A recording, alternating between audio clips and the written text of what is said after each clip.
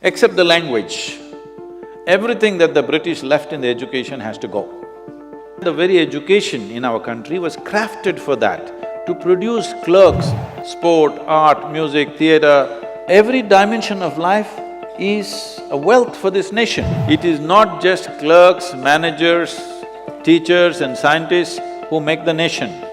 The most significant thing about the generation that is next is the teachers.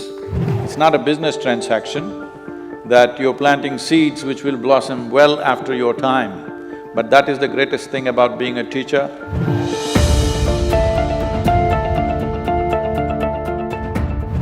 Namaskaram, good morning to everyone.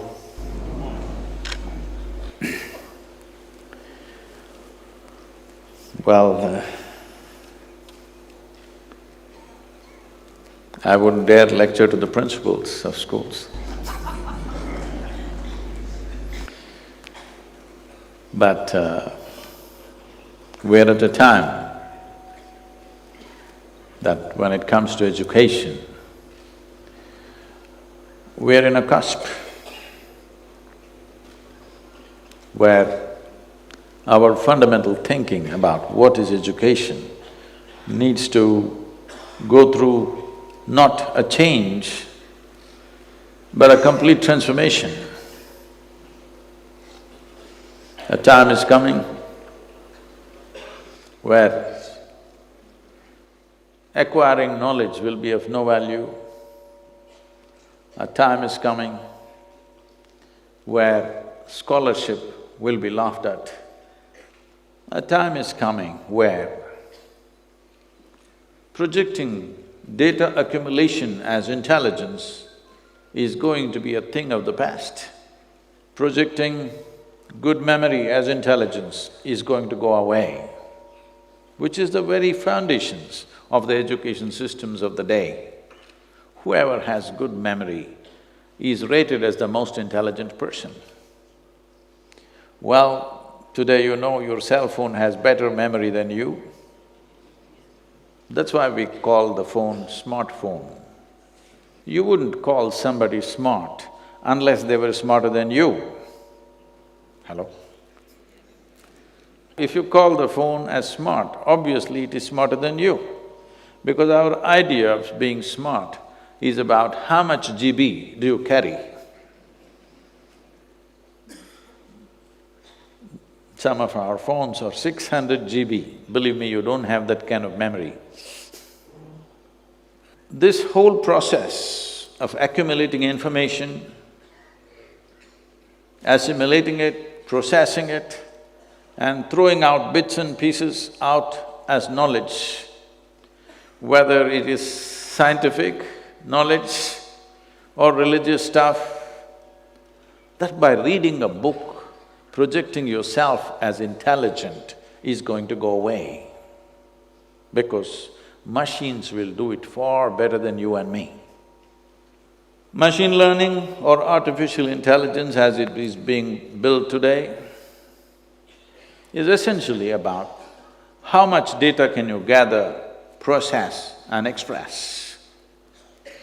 Unfortunately, for last few centuries, I would say for nearly 250 years across the world, education meant just this, accumulating data, vomiting it somewhere, usually in the examination paper, I mean. And you're rated as brilliant. I must tell you, well, he was telling you that I was also in a regional school, demonstration multipurpose school.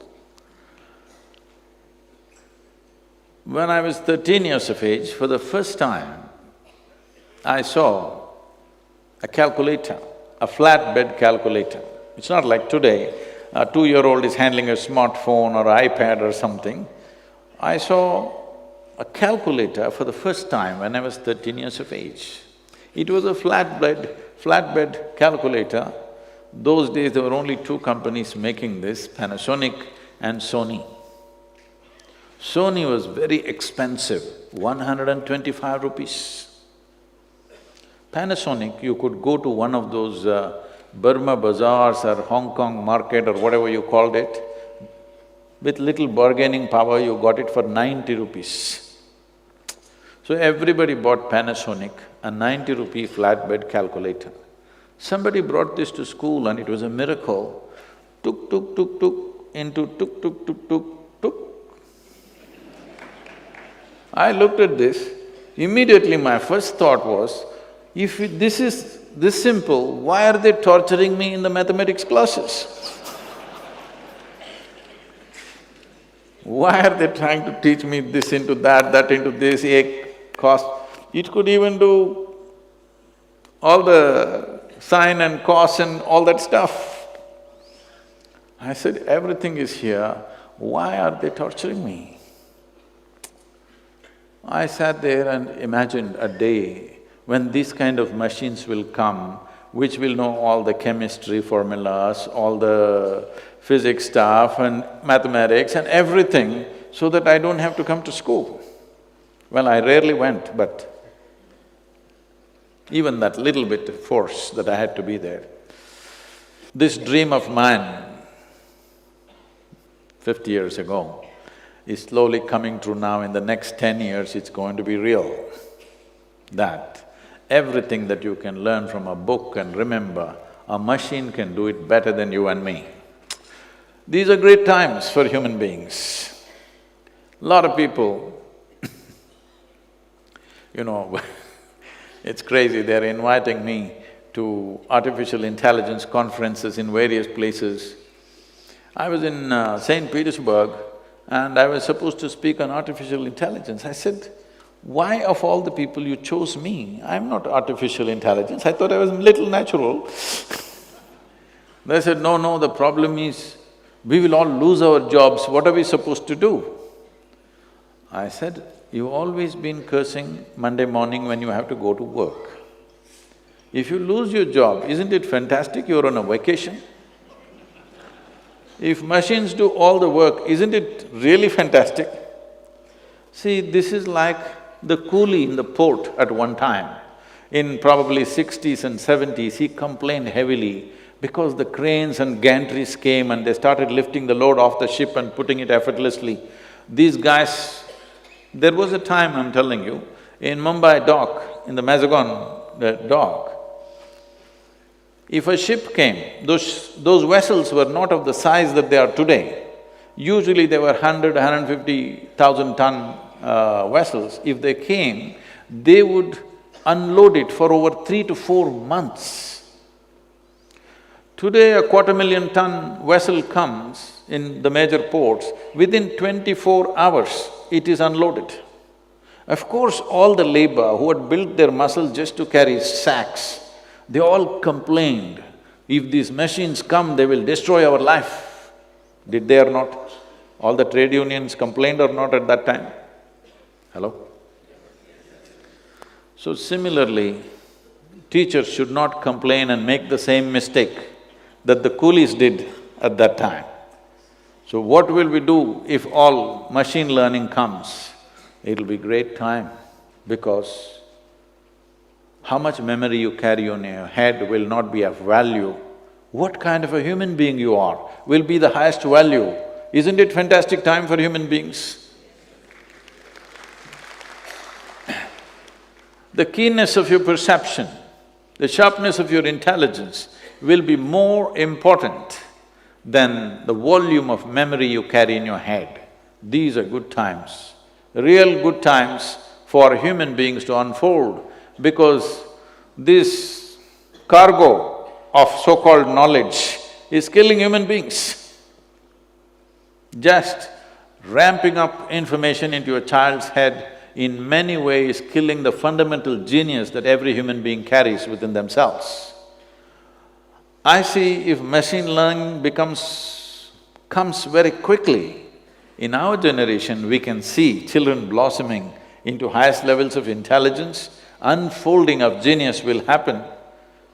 Because right now, this heap that you have to carry on your head, try to remember all those things, cos theta, sin theta, is driving you crazy, when a simple machine can do it. Human intelligence is of a different nature. We should never misunderstand memory as intelligence. Memory makes a few things simple, but it doesn't find excess. Memory is always of the past, isn't it? Hello? Can memory unfold the future? If you invest in memory, you will only repeat the past, a modified past as future. This is what is happening to human societies.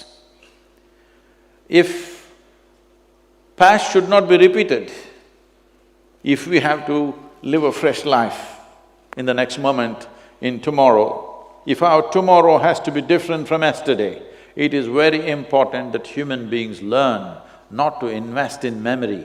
We use memory. If the machine carries it, we can use it and leave it. What we want, we can take it, what we don't want, we can leave it. But carrying it with you all the time, people are becoming recycling of the past all the time. Because once you have invested in memory, everything that you have is just recycling of the data that you have already gathered. This is in many ways really stifling the human genius. Every human being has a certain element of genius in them. It is only a question of, will we be able to provide the right kind of ambience for that particular genius to unfold? This is a challenge. This should be the challenge of the teachers of tomorrow. How do we provide that atmosphere to each unique human being so that they can unfold? That should be the only challenge we must be handling as teachers and people who are in charge of schools. But right now, our 90% of the focus is how to ram memory into their heads. This is a time that all of you as educationists, you are at a point where the sooner we transform our education system, the better edge our children will have for the future in the world. How quickly we shift to machine learning will determine where India will be in another 30 to 40 years' time. So you have a tremendous responsibility, but as already introduced, you're supposed to grill me. I leave it to you. Please, if you have questions, whatever kind.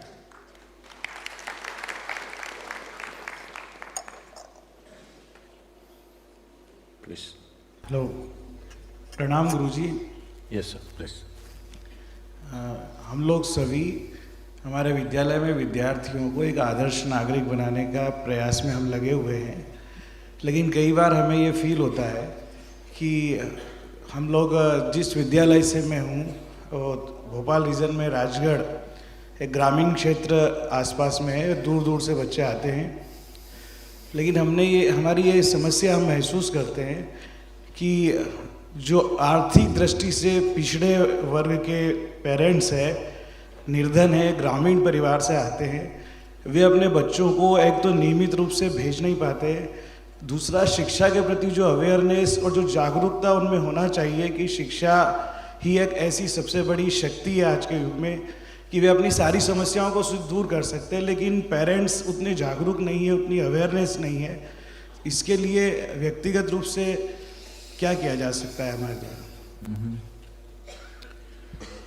So we must understand this. Though India is one nation, there are at least 4 to 5 nations within India.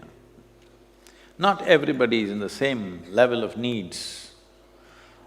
There is a most affluent class in the country. There is a segment which is upper middle class whose aspirations are very different. There is middle class where it's always about how will our children get jobs and stuff. And there is rural and other dimensions which you're referring to, where it's only about somehow getting out of that social and economic pit in which they are. We cannot address all these categories as one. It is wrong to do that.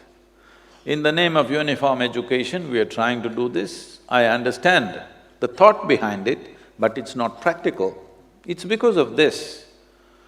Over $24 billion worth of education in India is going out to outside universities, because those who can afford, they don't want their children to study here because it is common class education.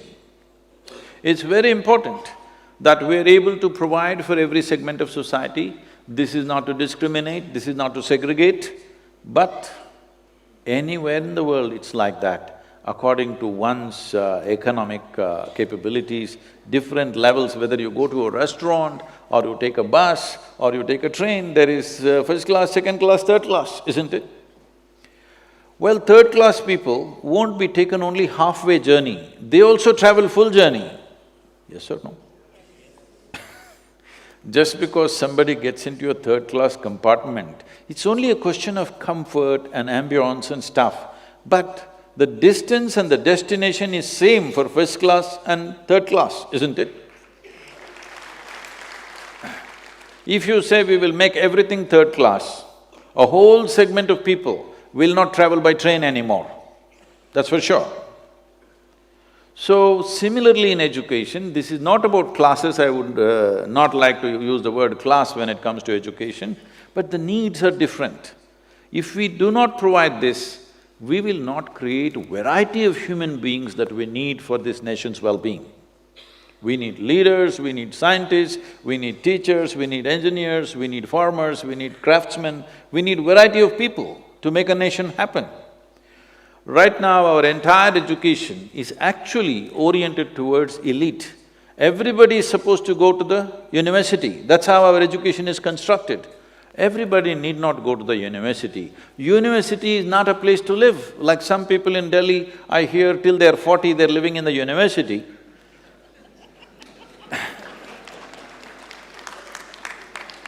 You must live in this universe, not in the university. So, the whole population aiming towards the university is not the right kind of education. This is this is the education designed by Her Majesty's Service. We have made some changes, but we need more drastic changes. I am saying, this may sound extreme to you, but what I am saying is, except the language, everything that the British left in the education has to go.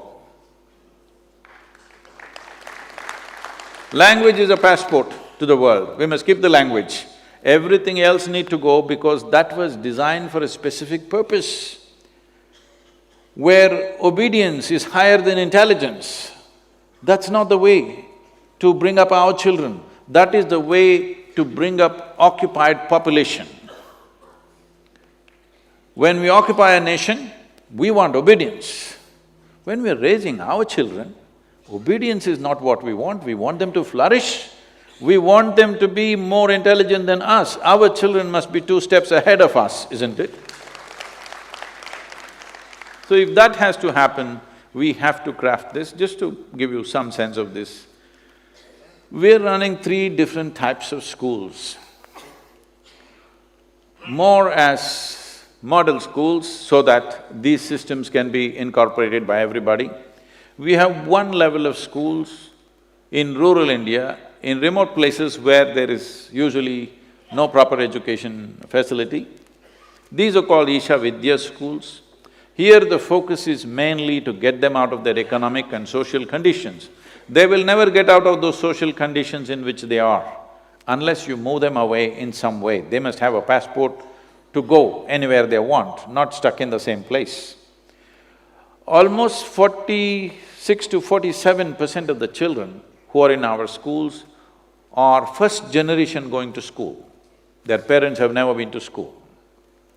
This education, at the age of 6, we start English language and computer usage, because these two are passports for them to step out. We have another school called Isha Home School, this is for the affluent, where it is run this way, 20 children will stay in a large household with 2 committed parents, and all education happens within the house, except for libraries, laboratories and playgrounds. Everything else is largely within the home kind of atmosphere. In a very caring, committed way, this process happens. The education is in a thematic way, in the sense, we always start the school when the monsoons are pouring, so the first, second, third standard always starts off with monsoon. We get them soaked in the rain, which parents never allow them to do. They really get through and through, soaked to the bone, And then we talk about the chemistry of monsoon, the other meteorological aspects of the monsoon, the economy of the monsoon, the psychological impact of the monsoon, everything is from the monsoon, because you cannot ignore monsoon in southern India next to the Western Ghats. And when monsoon is happening, you're telling them E is equal to mc squared, it's not going to work. The children are interested in the rain, they think the sky is falling apart. This is the time to get them engaged in that. So this school is run in a certain way, this costs money. This kind of arrangement costs money because for every 4.5 children, we have one adult taking care of them. So on an average, I'm saying, this takes a very intense approach and our maximum limit is only 340 children. Obviously, we cannot educate the whole country like this. It's just more like a model as to how it works, and it works in a brilliant way.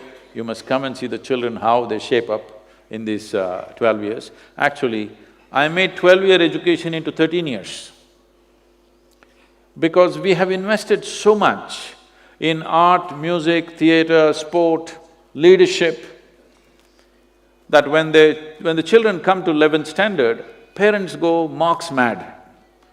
What about my child, where will he go, where will he go? So I said, 1 year extra. So people told me, Sadhguru, who will leave their children for 1 year extra? They're eager, their children go to IIT, medical college, this one, that one. I said, this is the way it is. Those who want to withdraw, their children can withdraw. This happened 3 years ago. Not a single child was withdrawn. All the parents wanted their children to go through this. Because most of these parents are thinking of sending their children to, foreign universities, outside, overseas universities and things like this.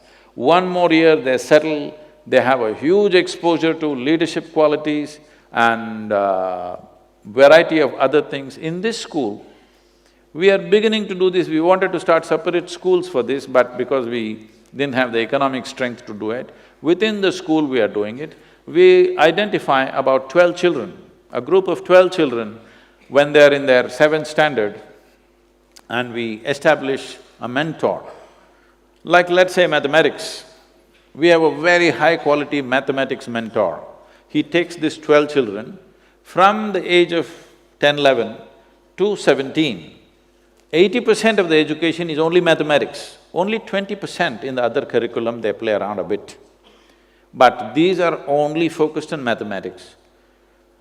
If we don't do this now, that our focus is not specialized, we are only thinking of… See, there was a time in 60s and 70s, we were thinking of literacy in this country.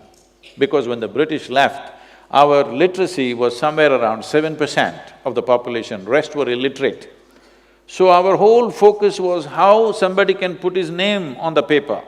This was our focus. So to educate millions of people to one level is different.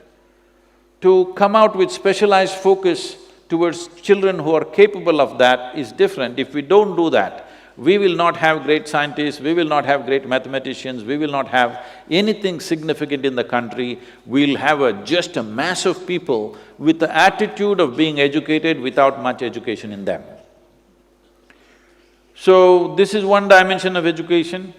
We have another education system called Isha Samskriti, where the only 6 subjects they study are yoga, Kalari Paitu, you heard of Kalari Paitu? It's a mother of all martial arts, classical dance, classical music, Sanskrit language and English language. These are only 6 things they study, no academics. If you want to see really, truly fantastic children anywhere, you must come and see these children. Because the focus is just on growing human body and human brain to its full potential without any intention. What will you become? We never ask them. Will you become a doctor? Will you become an engineer?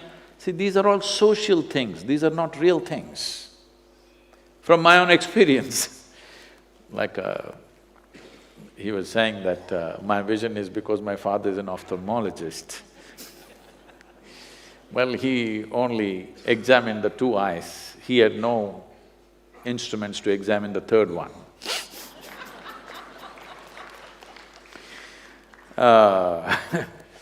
So this education is focused towards education without intent, developing human brain and body to the highest possible level without fixing what you should do.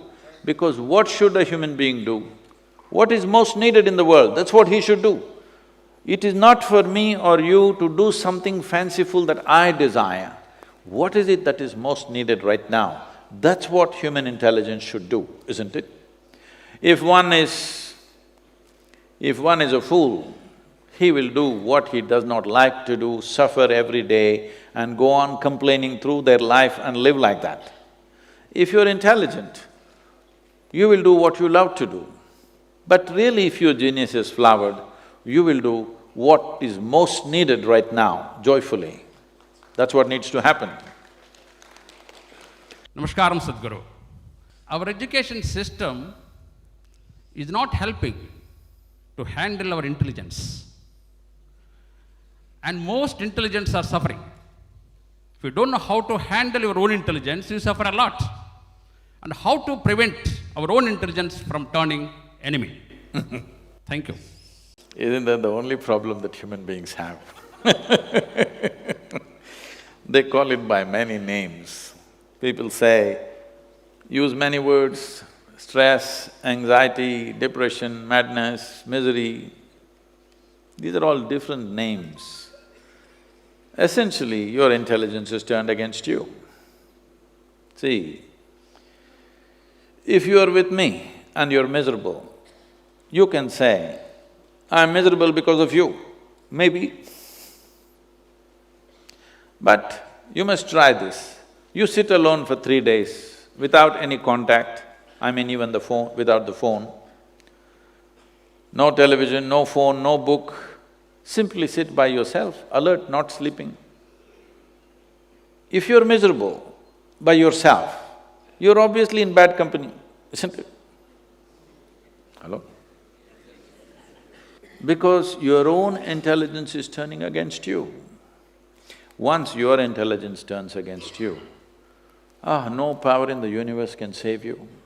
There's no way out of it. It's very important. This body, this mind, these emotions, these energies work for you, isn't it? Even if the whole world turns against you, this one must always work for you. But right now, you can call this ill health, you can call this misery, you can call this whatever. Essentially, your body, your mind turning against you, isn't it? Because right from early childhood, you've been taught about everything in the universe, things that you've not seen. Everybody is talking about an atom. Nobody has seen one. I'm not saying it doesn't exist. What I'm saying is, if you do not even understand the one that you live in, how is it that you understand all these fantastic things that you've not seen? So, unfortunately, at the school level, I would say further even at college and PhD level, science is running like religion. What is written in the book is ultimate. This is the way of the religion. This is not the way of science, isn't it so? Hello? Science should be exploration. Whatever is written in the textbook is true, is a religious affair. Whatever is written in my book is 100% truth and nothing else but that. This rubbish we have suffered for a long time. We don't have to take that into our future. What is written in the book is fine, somebody's knowledge. But the essence of this culture has always been to question everything. Even you must understand this. This is a nation where nobody could give us a commandment. Even when the so-called divine entities came, they could not give us a commandment. We only asked them questions. Shiva came, Adiyogi came. He opened his mouth to speak to his beloved wife. She freaks him with 1,000,000 questions. Krishna tries to speak to his closest friend Arjuna, that too at the edge of the battlefield. That guy asks hundreds of questions. He can't shut up and listen because that's not Indian.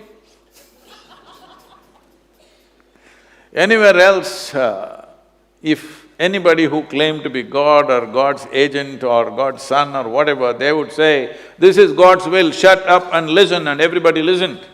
Not in this country, because we have a very ingrained scientific temperament in us, not the kind of scientific temperament of disregarding everything as it's become today. We have a different kind of scientific temperament. We question everything, but with reverence. We bow down to him and say, "You are my God," but we have questions. Hello? Hasn't this been our way? This is scientific temperament. I don't care a damn who you are. This is not science. Without knowing who you are, if I don't care a damn for you, obviously I am some kind of a negative religion, isn't it? So we are not religious people. We have a very scientific temperament, always asking questions and questions and questions.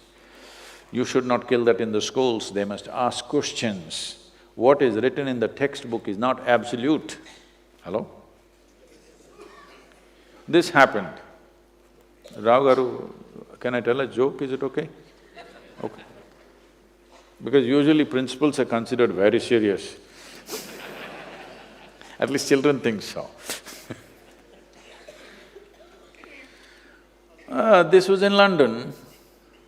This was one of those socialite dinners where all kinds of people were there. A profound scientist also was invited. He was a quiet man sitting there. Nobody noticed him because he's not dressed like that, he's not acting like this, nor is he drunk, nor anything. To be noticed in a party, you must be either dressed in a bizarre way, or you must be talking in a bizarre way, or you must be at least drunk. He was not any of those things, so nobody noticed him, he just sat. And a very high society lady came and settled down next to him, she ignored him and she was busy.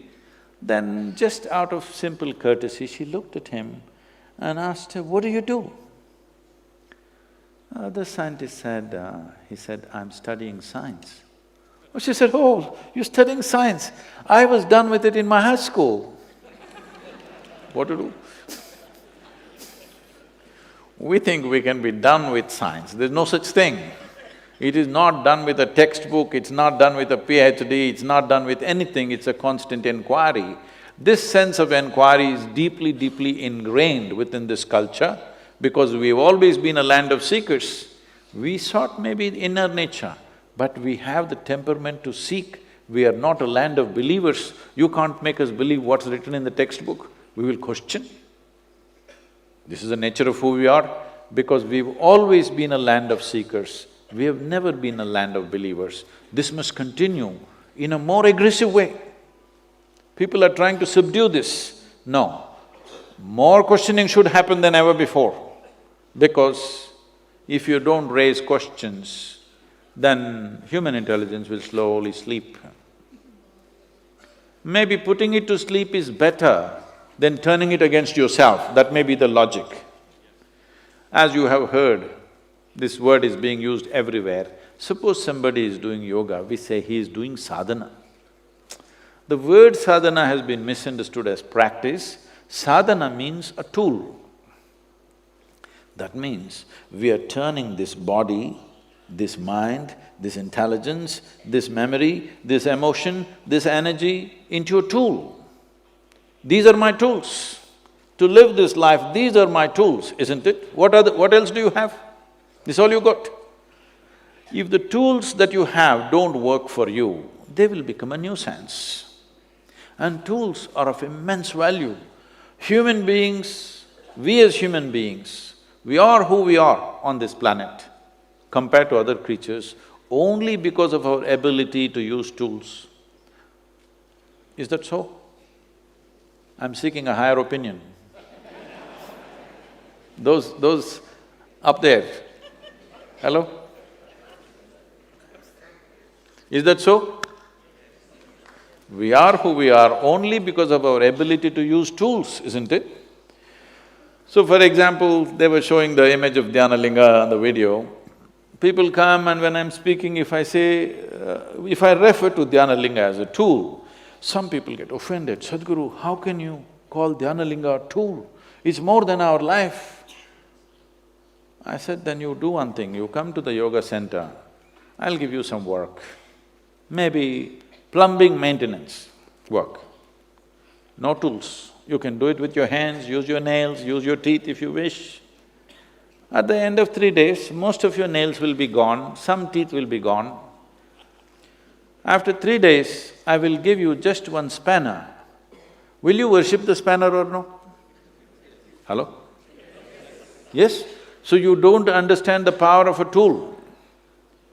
So if this body, this intelligence, this bank of memory that I have, these emotions and these energies don't become effective tools in my life, I am a disaster. Doesn't need any outside help. Why most people get married is because they at least want to see I'm miserable because of somebody else. They don't want to see they're miserable by themselves, because if you see them when they're not married, they were anyway miserable. When they get married, they have a good excuse, it's because… There is a way to turn this into our tools. These are our tools to be used for our well-being. And when we are well, tell me, when you are feeling really wonderful within yourself, let's say you're feeling blissed out right now, are you not wonderful to everything and everybody around you? Hello? If you're feeling absolutely blissed out, I'm sure if I come and meet you, you're an absolutely wonderful human being. But if I meet you when you're angry, frustrated, miserable, you could be nasty, isn't it? Hello? This is true with every human being. So the fundamental insurance on this planet to create a wonderful humanity is, first and foremost thing is, you must be loyal to your wonderfulness. Everybody is wonderful here and there. But is it not important every moment of your life, you're loyal to your wonderfulness? If you're not loyal to anything else, it doesn't matter. You're loyal to your wonderfulness, you're always feeling wonderful within you. Now we can trust you that you are going to be wonderful to everybody. When you are feeling nasty, how to expect you to be wonderful to everybody else? Please. Myself, Seema Shrivastava, Gurugram region, Kendriya Vidyalaya Sangathan. Sir, being the school leaders, we are often confronted with the dilemma of being effective or popular. Sadhguruji, how do you manage both and unconventional yet popular? Thank you, sir. If you're not popular, you will not be effective. You may think you're effective, but please know this, if you're not popular, when everybody works against you, you're not going to be effective. You're not a one-man army in a school, all right? Everybody has to cooperate willingly, not forcefully. Only when everybody cooperates willingly, then you're very effective. You can take it where you want, isn't it? Nobody wants to cooperate with you. No way you're going to be effective. So popularity is important. If you're understanding popularity as compromise, now, I'm not talking about populism, but popularity is important. How will you become popular? What that means is, he's trying to be his own. He wants to be a man, he's in a hurry but you still want to do moo-moo-moo to him.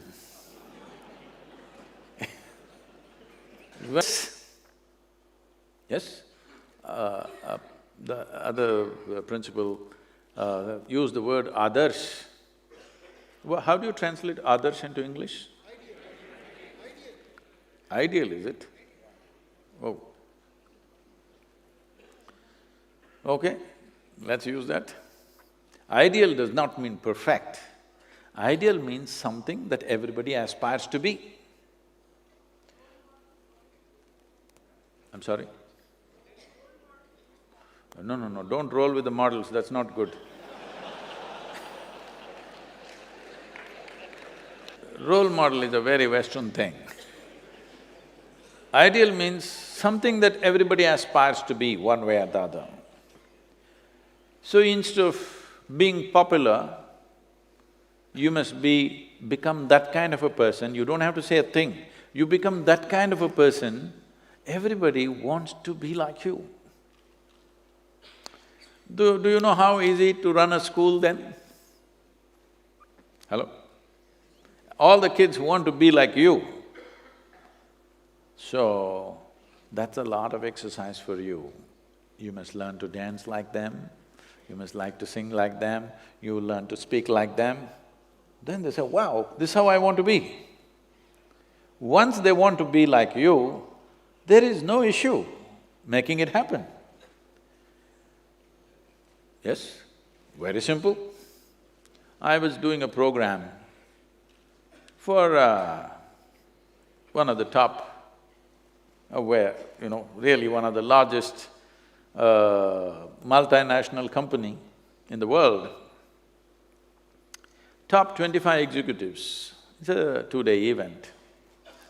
I had 9 volunteers with me. Isha Foundation is a completely volunteer-run organization. And these 9 volunteers were managing everything for the program, and on the second day, one of these executives asked me, Sadhguru, where do you get such people? Because they are always looking for attrition, Where do you get such people? I said, you don't get them, you got to make them. How do you make them? I said, you have to make them fall in love with you. So you must make them fall in love with you, not demand something. You must make them fall in love with you. If they fall in love with you, oh, with your little finger you can run the school. Rest of the 9 fingers can do something else, because they're all in love with you. This is what you need to do. If somebody has to fall in love with you, what you should do? You must shine a bit. Hello? Yes or no? You must shine a little bit. How to shine, I won't tell you, because in different atmosphere you have to shine differently. If you shine the same way everywhere, it'll become ridiculous. In different places with different people, you have to shine differently. That means you must be absolutely flexible. Right now, principle means… I'm not saying all of you are like that, that's the kind I saw. So that's why I rarely went to the school unless it was a must. I never went there. Okay. What is that? I don't want to be near that kind of person, so I didn't go there. So, not all children may be as enterprising as me, who found various ways not to go there. Poor children, they end up there and they're constantly with somebody that they don't like to be with. No wonder they'll create trouble. Hello? They're always looking how to put the teacher into trouble. I'll tell you, this you must come and see, because you're educators, when it's possible for you, please come and see this. Don't go by my word. When we were creating the Isha Home School, first day I called a group of people, none of them are teachers, even now. Almost 90% of them are not trained teachers. They're just doctors, engineers, accountants, well-educated, intelligent people, but not trained to be teachers, because I don't want them to come with the baggage of how to teach. I just told them, you learn physics with them, you're a grown adult, can't you learn 10th standard physics with them, along with them? And they've become fantastic teachers now by themselves, because it's the students who take it up. So they asked me, Sadhguru, after I spoke for about 6 hours, they said, how do we know that we are fulfilling your vision? I said, this is all, it's a residential school. So I said, see, at the end of the term, if children are in tears to go back home, that means you're doing well. But if children are in tears when they come to school, that means you're not fulfilling my vision. Today you must come and see, at least 30 to 40% of the children, when they're going for vacation, they're all in tears. at least 15% of the children come 10 to 15 days early to the school because they want to be part of setting up the school along with the teachers. That's wonderful, they want to be there. When I said 1 year extra, all children celebrated, wow, 1 more year we're going to be in school. When I was in school, if they had told me 1 more year, I said, I quit. So, we must create a space where they want to be there. Well, you're running government-run schools, not everything is in your hands, but your persona and how you do things is in your hands. You may not be able to change the whole school. We have made the school almost like an art museum. I decided if we ever create an educational institution, first of all, children should learn to walk and move gently. So, we created very delicate art in the school.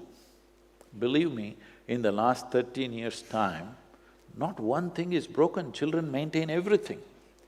We let them run the school sometimes, the finance of the school, the cooking, the works that happens, 1 week in a year, they run the school completely. So they know this is important.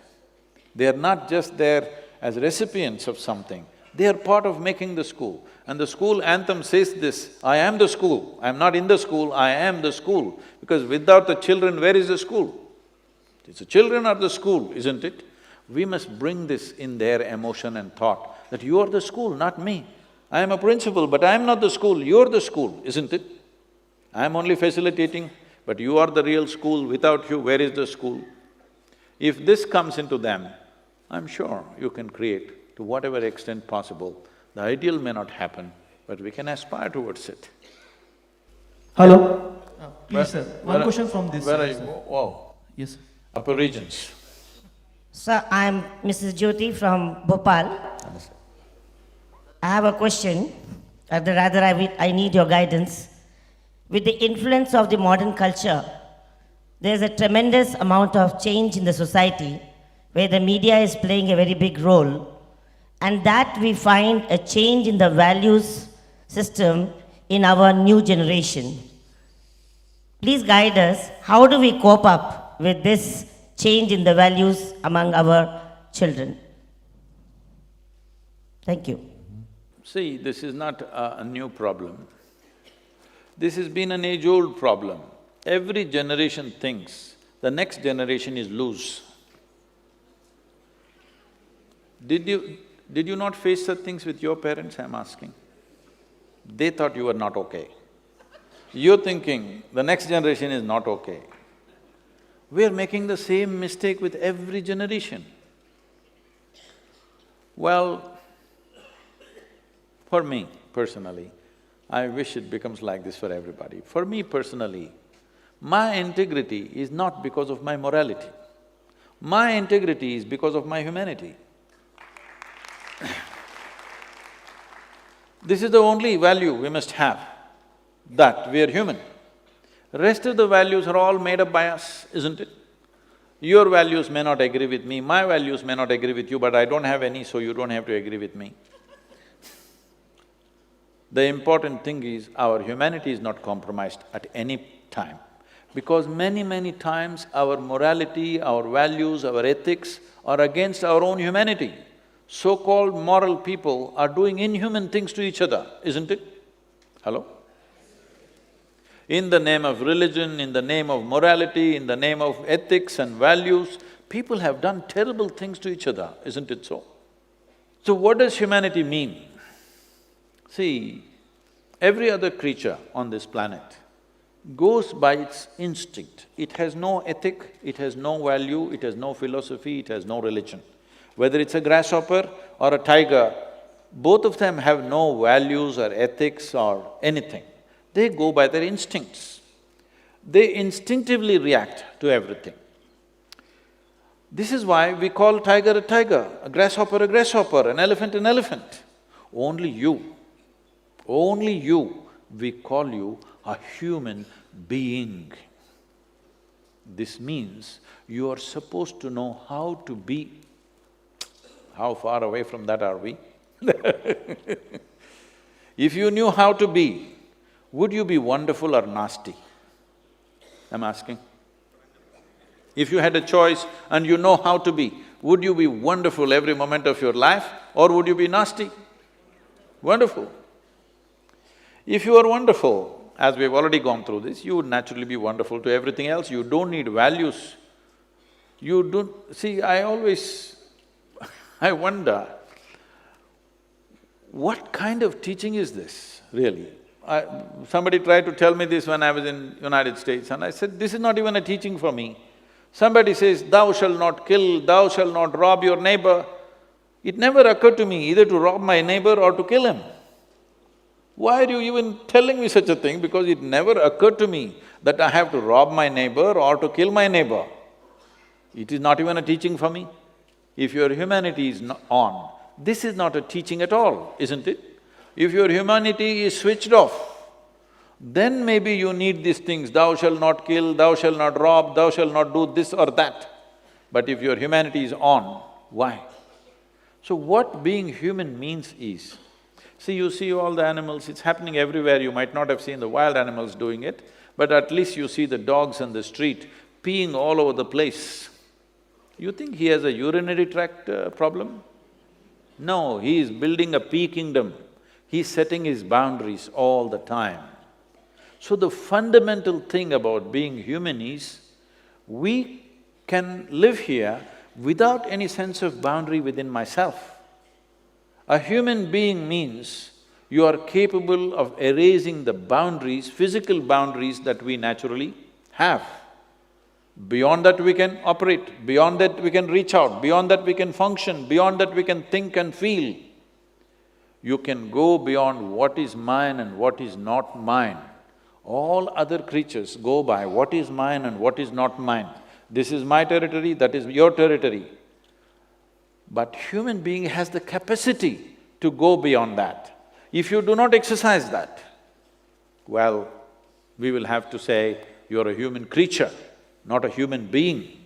Human being means you are able to wipe out the boundaries. As you know, in the human brain, there is a reptilian brain about the size of a fist. That part of your brain is always trying to establish boundaries. But the cerebral cortex is always seeing how to expand your boundaries. If you empower that dimension which we call as human being, there is also a human creature within us. We are a product of evolution.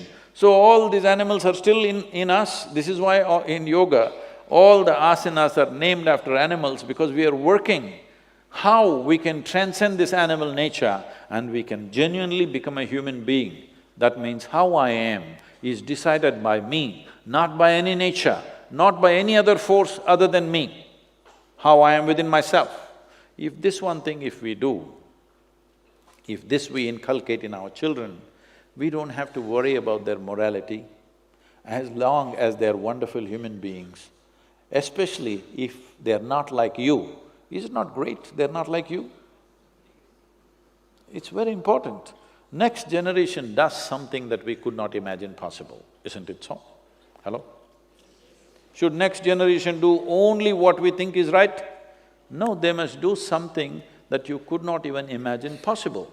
But if we do not inculcate in them what it means to be human, if we do not stir up their humanity in a big way at an early age, then they will become human animals, dangerous. Other animals don't have the needed intelligence, so we can easily control them. Human animal is very dangerous. So we should not breed human animals. We must stir up the humanity in such a way that our humanity is the first, is the face of who we are. Everything else is behind it. My likes and dislikes, my morals, my values, my belief systems, my gods, my angels, my heavens, all should follow our humanity. Humanity should be the face of who you are. This is what you need to bring in our children. Namaskar, Sadhguruji. To the right, you'll have to look to the higher opinion balcony. Yes, sir. I'm Ajay Pant from Lucknow, and my humble salutations to you. My question is, what is your message to those who believe in running down the power of faith, values and the basic ethos of India? I thought I just ran them down myself. Yes. No, there's a basic ethos of faith and value, so is it right to run them down? And what do you have to say to such people? And the second question, if you choose to answer, is what makes you happy and what makes you sad? Thank you. Let me answer your second question first. I've kept certain privileges to myself. That is, being happy, unhappy, being loving or hateful, being this way or that way, or what happens within me, whatever. I have not given those privileges to anybody, I kept it to myself. I decide whether I am happy or unhappy. If you decided whether you are happy or unhappy, would you keep yourself happy or unhappy? If you let something or somebody decide, then you being happy is a remote case. So, coming to values of faith and faith and values, I want you to understand, sir, this is not a land of faith. Faith is an imported idea for us. This is a land of seekers. Seeking means you have realized that you do not know. See, suppose you're walking on the street and you do not know which way to go. Do you see suddenly you're so humble and nice, sir, which way? You think you know where to go. Yes or no? So you must walk like this, sir, in your school also, like you do not know, because you actually do not know. Yes or no? What we know of this existence, of this creation, is just a minuscule, isn't it? Our knowledge about this cosmos is a speck, isn't it so? So if you identify with your knowledge, religious or otherwise, you will become a speck. This is why in the yogic culture, we always identify with our ignorance, because our ignorance is boundless. Yes? And if you see, to know that I do not know is a wonderful thing, because the possibility of knowing arises in your life. Only if you see I do not know, the longing to know, the seeking to know and the possibility of knowing becomes a reality in your life. Everything you do not know, you believe, and you call that faith. Whatever I do not know, I just believe. I just believe there is a big man sitting up there, he does everything, and that's it. If you don't believe, we'll have you dead. This is faith. This doesn't belong to our country. Here, everybody does the beautiful thing about our nation is, we are an eternally confused nation. Yes, it's wonderful, because we've realized we don't know a damn thing about this life. In the middle of nowhere, I'm saying, this cosmos, where it begins, where it ends, nobody knows. In the middle of nowhere, this tiny circle of 14 planets spinning around one little star, and you and me sitting here and talking like this as if we know everything, is it not fantastic? Hello?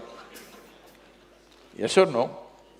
We don't know a damn thing, and here we are, running schools, telling everybody that we know. No, we must tell them we don't know, you don't know.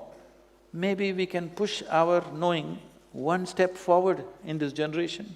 It'll be fantastic, huh? One step forward from where we are. But faith means you just believe. Everything you do not know, you believe. What belief does to you is, it gives you confidence without clarity. This is a disaster. Confidence without clarity is a disastrous process. Because if your vision is not clear, at least you must be hesitant, isn't it? You cannot see and you're confident, we know where you're going. Yes or no? You're a very serious lot. Can I tell you a joke at least? Hello?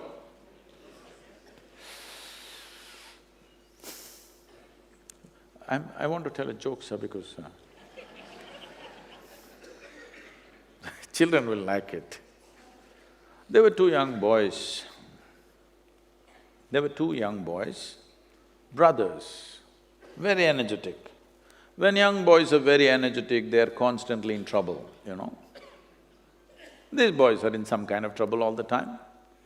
The parents are very embarrassed because the whole neighborhood is discussing their boys. They want to fix them, but you're all school teachers, probably you've forgotten, but I'm sure most of you have your own children. You know that it's easy to reproduce, but you can't really fix your children. If you have the necessary love and commitment, you can wait their problems out. But you can't really fix it, isn't it so? Hello? With love and commitment, if you waited, many problems go away. But if you try to fix it, child will go away. That's all that'll happen.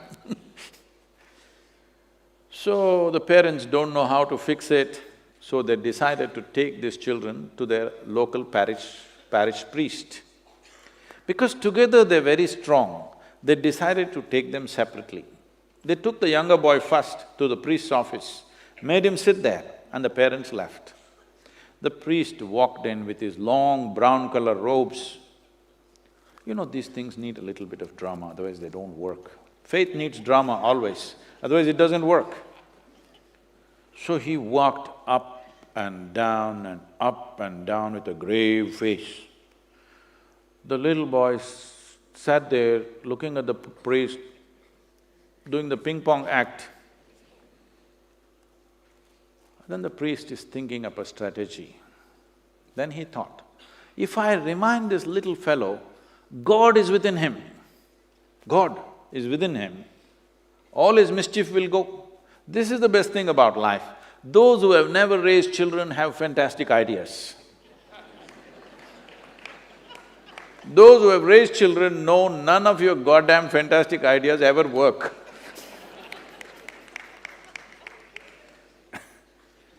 So, mid-stride he stopped and with a booming voice, he said, "Where is God?" The little boy looked bewildered, he looked all over because the God must be somewhere in the priest's office. Then the priest saw he's not getting the point, so he wants to give him a clue. So he leaned on the table, pointing at the little boy's chest. He's indicating God is inside. "Where is God?" he asked. The boy looked even more bewildered and looked under the table. Then the priest saw, oh, he's not getting it. He walked around, came closer, tapping on the little boy's chest. "Where is God? It's here," he's indicating. But the boy got up and bolted out of the room, ran to the place where his elder brother was, and there, we are in real trouble. The older boy asked, "Why, what happened?" He said, "They've lost their God and they think we did it."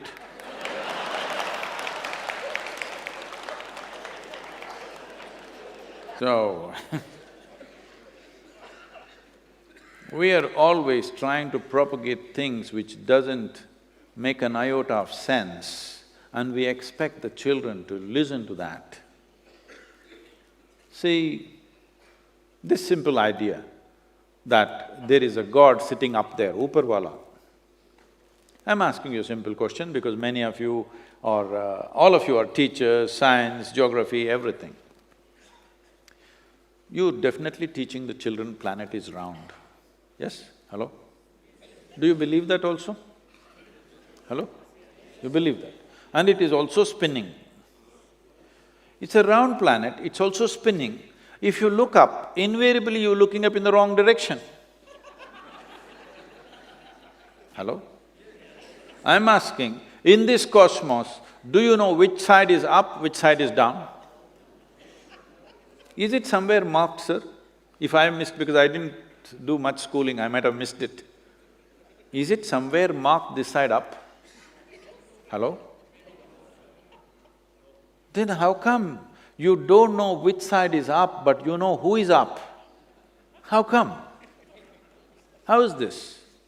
And you expect children to swallow this? These things only worked when the technology was different. When I say technology, see, there are two ways to handle a question. If you ask a question, you make an attempt to answer if you know something about it. If you don't know, you say, "I don't know." Another way of handling the question is, kill the questioner. This is a very effective way of handling the question. For last couple of thousand years, this is how we have handled it. You ask a question, you're dead. Question is gone. So, let's not bring that back again. Let it be so that human mind is fertile, not with answers, not with stupid beliefs, but with questions. But when you ask a question, you must understand the fundamental basis of a question is, I do not know. You already assumed it does not exist and ask a question. You already assumed that it does exist and ask a question. That's not a question, that is trickery, isn't it? The purpose of a question is to dig deeper. The purpose of a question is not to prove something. Yes or no? You don't ask a question to prove this or that. You ask a question because you genuinely want to know. If you inculcate this in the children, faith will go, but humanity will rise.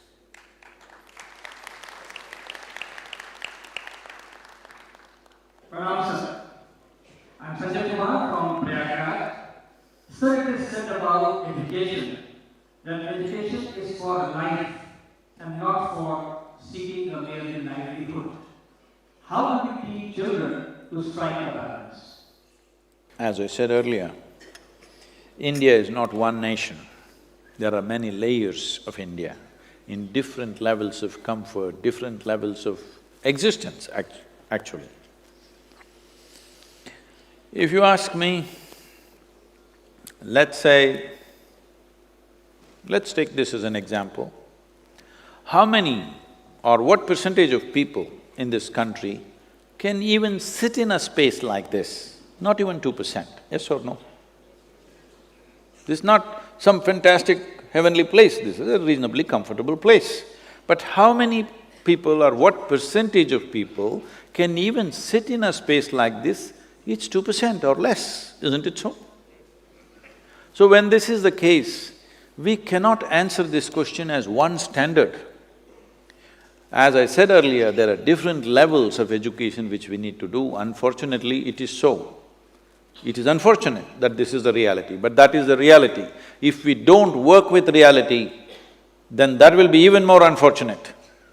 We have to address different people at different stages. Children who… I'm just, I was at the under 25 conference in Bangalore 2 days ago.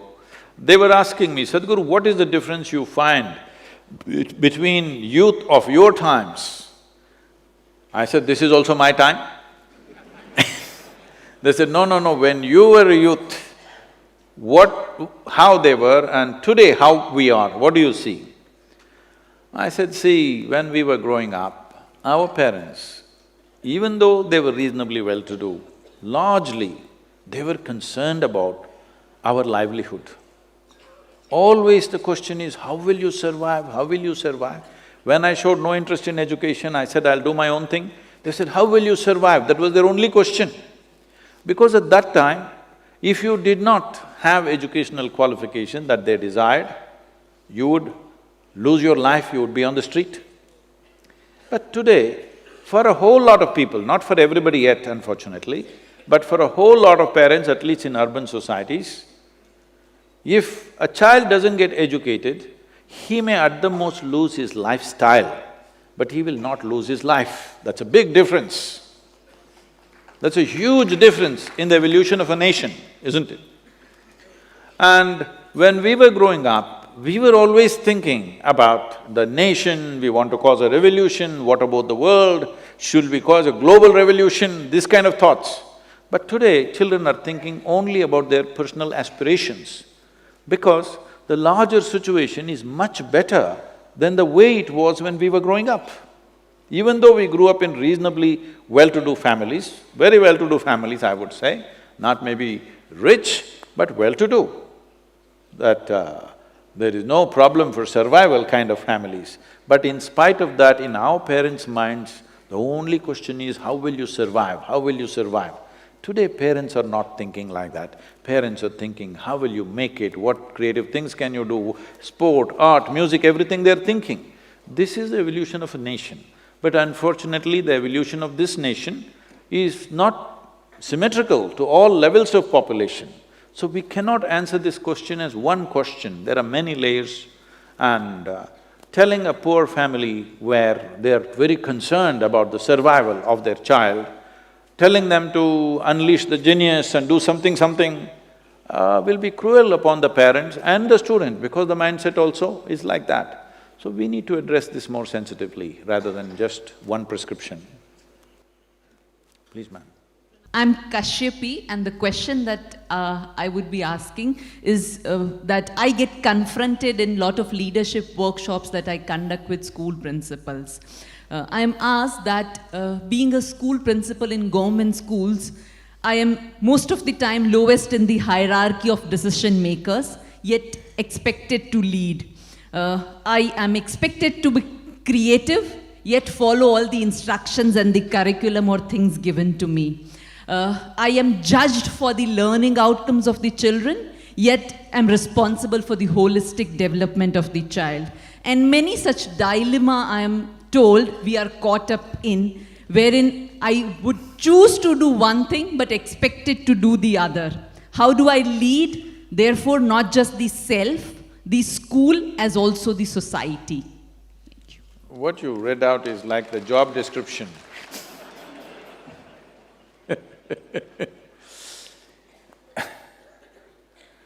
See, most of the things that you said are the challenges that every parent also faces, isn't it so? Yes? Almost every parent, even if they have one or two children, still they go through the same thing. Your problem is a scale.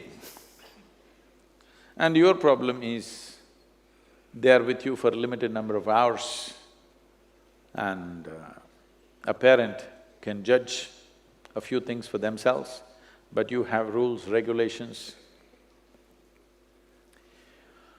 Well, as I said earlier, right now, we should start relaxing this as we go, but till now, we have largely been concerned about how to get all children into the education system. Scale has been our only challenge. Quality is not something that we've been able to address seriously. We've addressed to some extent, but not in a very big way because scale has been the largest challenge. Nearly, I think, 300 million children are in school in this country. 300 million children in school, I think it's the only nation on the planet which have that many people in school. How to create even a reasonable sense of education for 300 million children, it's not it is the population of United States almost. If you take away the Mexicans, that's the population of United States.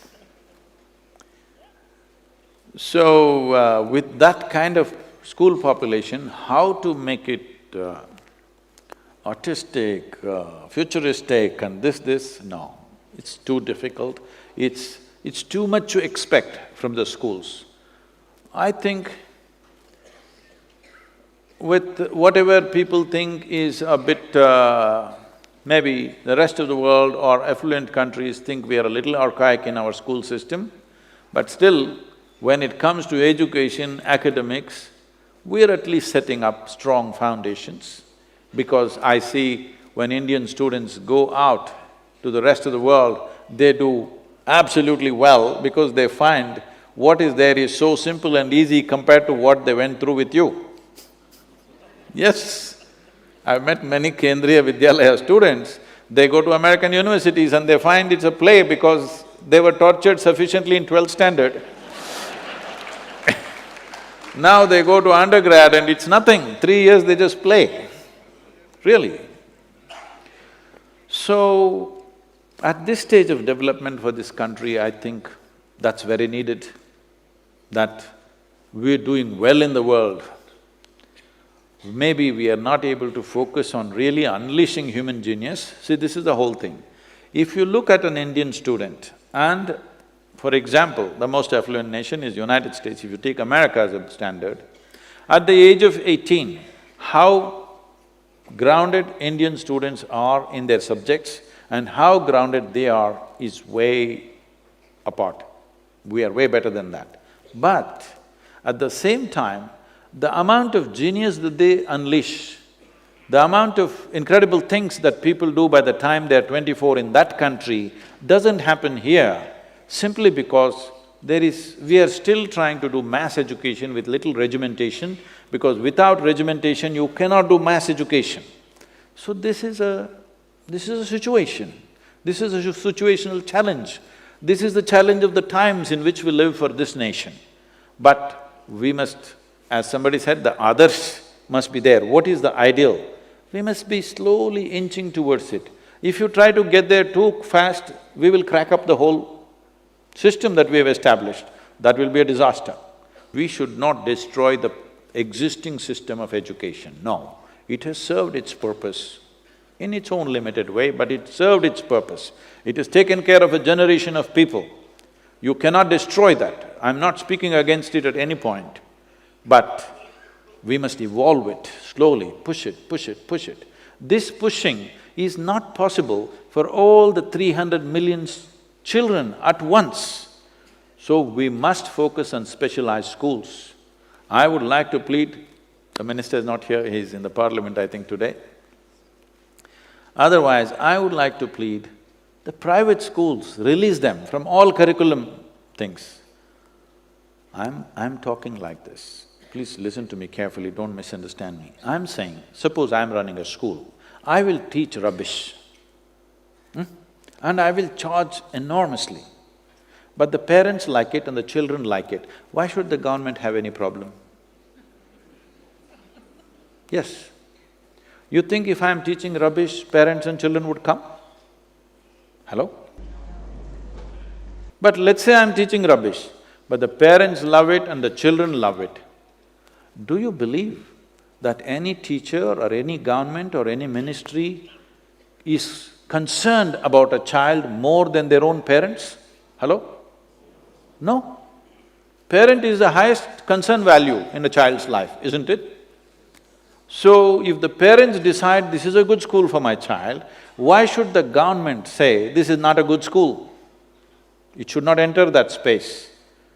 Either in terms of curriculum or in terms of fee, they should not. Only then we can breed a different level of education, because that education cannot be mass education. That will be specialized. It's unfortunate every child will not get it, but if we want to build leaders in every arena of life, of science, sport, mathematics and whatever, including leadership, it's important specialized schools are established, which will cost unfortunately in today's world. And we can always… a private school can always decide, they can take a percentage of children who cannot afford it, mainly for their intelligence, but specialized schools are needed if we want to push it ahead. If our intent is we will take all the 300 million children at once at the same level, believe me, we will be at least 50 years behind the rest of the world.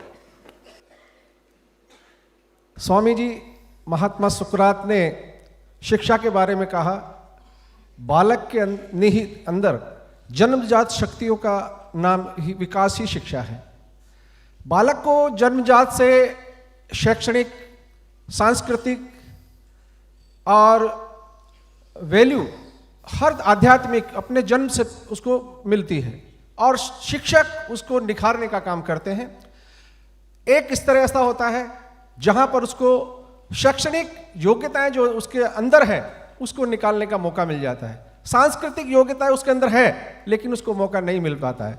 और हम लोग सभी प्राचार्य, नवोदय विद्यालय, केंद्रीय विद्यालय और हमारे अधिकारी, हम चाहते हैं कि हमारे उन छात्रों का बहुत अच्छा हम एकेडमिक भी करें, साथ के साथ और जो को करिकुलर एक्टिविटीज़ है उनको भी हम बहुत अच्छी तरह से बालक का विकास करने में हम आगे बढ़ाएं।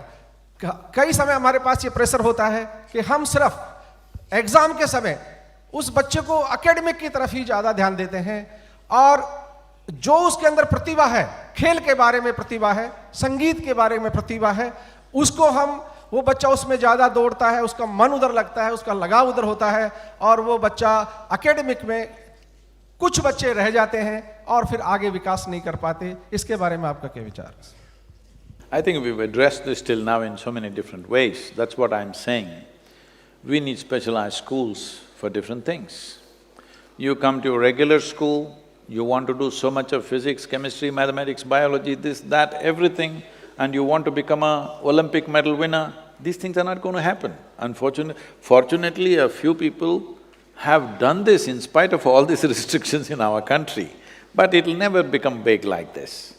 So if somebody is, really good at sport, has inclination and passion towards it, he should not be troubled with these things. We have a wrong idea of education. We think only if you get graduation, these degrees and degrees, without any purpose, we think this is education. Now, nobody asks, what is Sachin Tendulkar's education? All he did was hit the ball, hit the ball, hit the ball. Now you made him Bharat Ratna, isn't it? Don't we need some more Ratnas in the country for different aspects of life? That is because somebody devoted themselves to just hitting the ball. No chemistry, no mathematics, no nonsense. Yes, because we must understand, in the learning capability of a child, one who is good at mathematics may not be good at literature, one who is good at theatre may not be simply not good at sport, but everybody must go through everything. That is good till they are probably 12 years of age, so that they're exposed to everything. After 12 years of age, every child should start moving towards a specialized segment. Otherwise, you will not produce profound competence. You will produce those kind of people who can be only employed as clerks or something else of that category. They will fit into any office and do simple file-pushing work. We must understand the very education in our country was crafted for that, to produce clerks. They found Indians make very good clerks around the world because they were planning to conquer the whole world. Wherever they went, they found the British people don't make good clerks, but Indians make such good clerks because they're naturally, any authority means we bow down. We have touched our parents' feet and grown up. So when somebody elderly or somebody bigger than us speaks, we… like this, they thought this is an ideal condition and they crafted this education. The moment we got our independence, we should have turned the education upside down, as it is necessary for independent India, which we have not done. Maybe there were many difficulties, I don't want to do post-mortem and take a judgment on those people, but now a time has come that we should start turning it around.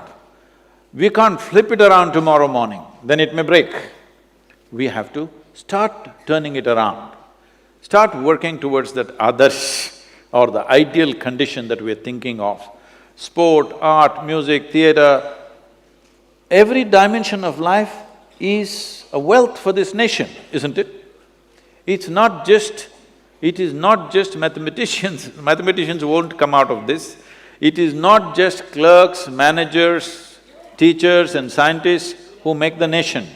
A nation is made by all sorts of talent. These talents, if we don't nurture at an early age, how will we do it? It's simply… that age is going further and further down. Just a week ago, I was at the Prakash Padukone and Rahul Dravid Center of Excellence. There, these children… I asked, what age do you start this badminton? Because when Prakash Padukone won his All England Championship in 1980, that was the first time a whole lot of Indians heard the word badminton. Most people did not know what is badminton. But today, we have at least half a dozen players who are at the topmost international level. This has happened because of that one man's dedication, and from him, few people came out and they started academies. These children who are in these academies, they go to school, study the regular stuff, and they must get 98 marks. Even if they get 98 out of 100, parents question, where is the other 2%? But they have to become badminton champions. I said, this is not fair. All the parents are assembled in the thing. I said, if you find the child is physically fit and passionate about the game, willing to dedicate himself because it's hard work. Day in and day out, it's not like going to school. Every day you're up at 5 o'clock, running in the morning, doing things, endlessly working out. If your child is willing to do all that, you shouldn't trouble him with education.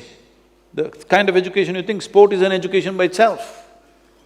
Music is an education by itself. This is how this culture has always been nourished. We produce some of the greatest mathematicians, greatest musicians, greatest dancers in this country, simply because those who went into those gharanas to learn music did only music and music. Today, that's what we brought in our Isha Samskriti. They're doing music, they do only music. You won't believe, today I have at least half a dozen children who grew up with us, who are in the age groups of 20 to 22, 18 to 22, I would say. If you don't see their faces, if they just sing, if they sing classical music, you bring any expert, let them just listen to their classical music, they will think they're at least 40, 50-year-old musicians with 20, 30 years of experience. That's how they sing. Because from the age of 6, they have soaked in music into themselves. We did not trouble them with geography, history, this, that. Only thing is, we do workshops like Bharat Darshan, they travel around the country to see the country every year, and we do some simple workshops for arithmetic and banking and accounting so that they know how to handle their money in future. That's about it. And they know how to speak Sanskrit language, they converse in, and they speak English language very well, they can read and write, anything that they read they can understand, that's about it. Rest is only music and music and music. If we don't do this, we will not produce any kind of excellence in any field.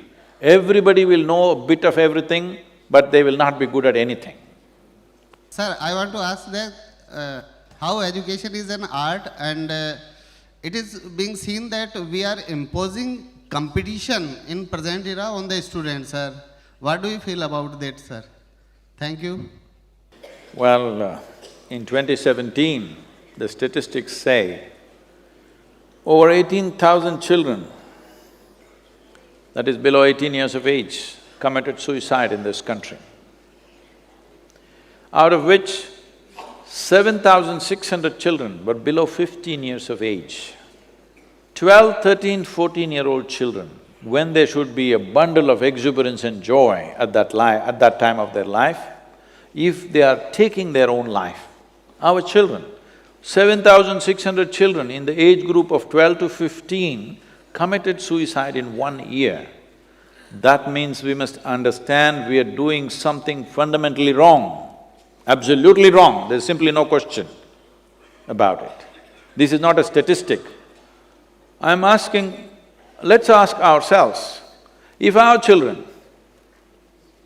not as grown-ups, but at the age of 12 or 13 they committed suicide, would you ever come out of it, I'm asking you? Because you know you've done something fundamentally wrong, isn't it? Hello? If 7,600 children committed suicide in that age group, we must know we are doing something fundamentally wrong. All of us need to look at it. What can we do so that this doesn't happen? This means, as a nation, as a society, we have taken a wrong step when it comes to raising our children.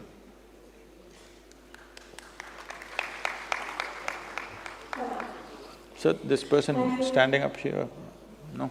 I'm afraid we don't have any more time for questions. Okay. I would like to just acknowledge all of you, and I want all of you to remember the significance of the roles that you have taken.